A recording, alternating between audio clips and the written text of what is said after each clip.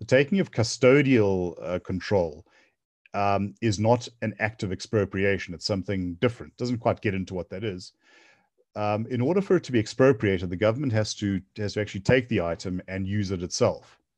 If, however, it's taking it away from someone, on behalf of the people of the country, you're out of luck.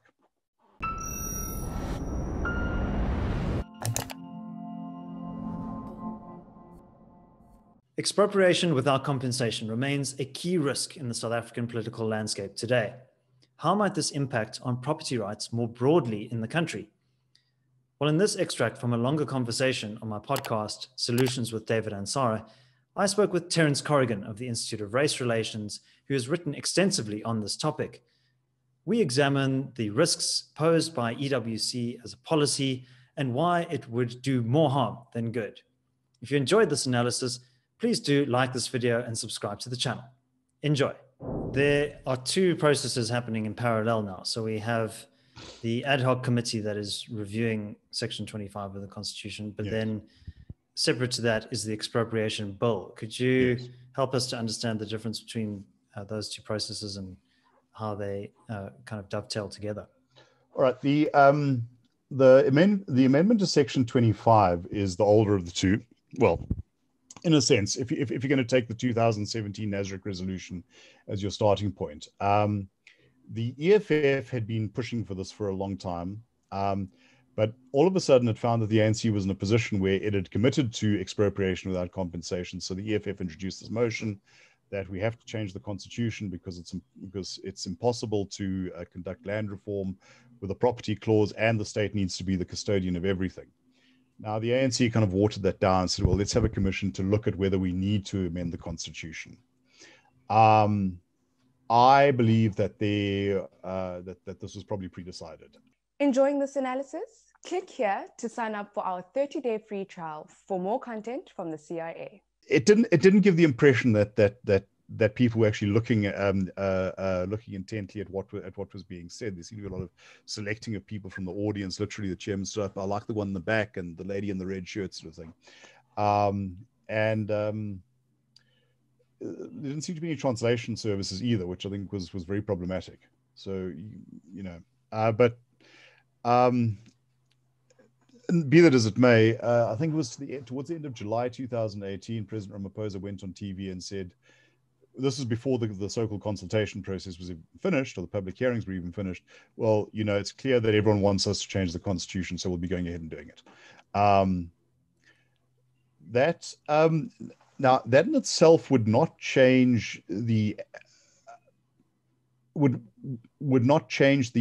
way in which any kind of expropriation is being undertaken. South Africa has expropriation legislation that comes from the 70s. All countries do. But what this would do is change the rule book, specifying what the acceptable constitutional limits would be for the government to embark upon. Paired with that, and I think it came about a year later, was the expropriation bill. Now, this seeks to change the legislation. In other words, this is the nuts. Call this the nuts and bolts of how you do an expropriation. This was necessary in the sense that the current legislation doesn't take into account some of the constitutionally mandated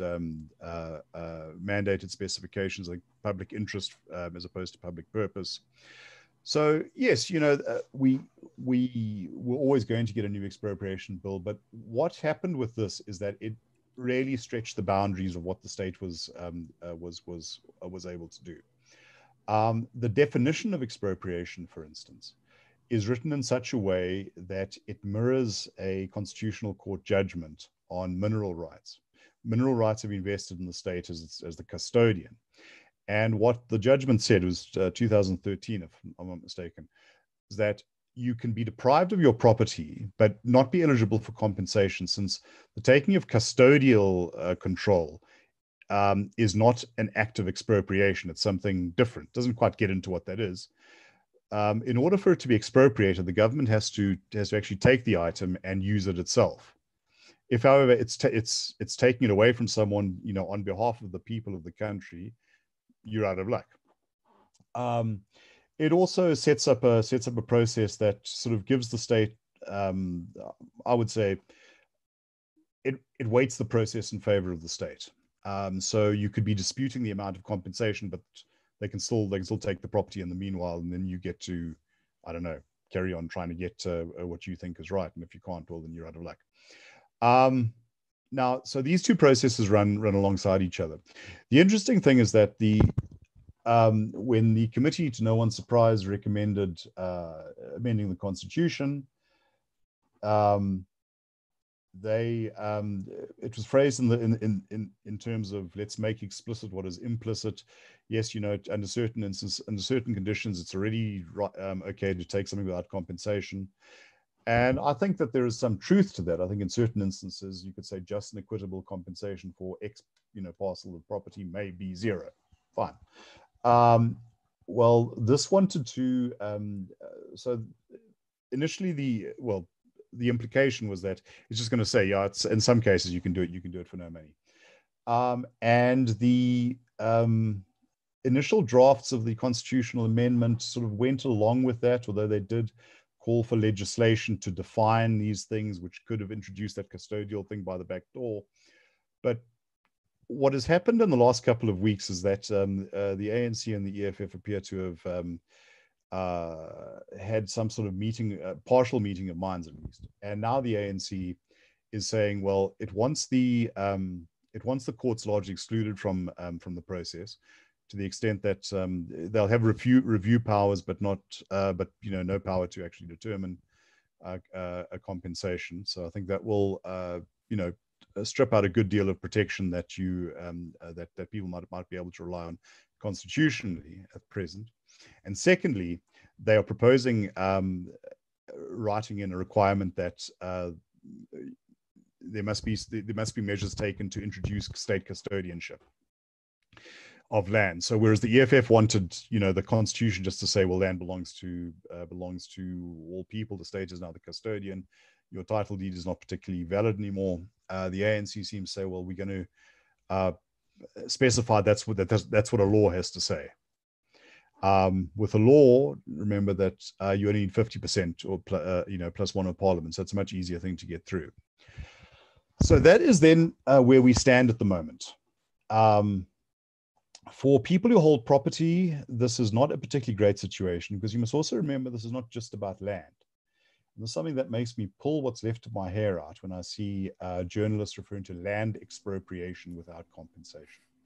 Land expropriation is one part of the whole property rights thing.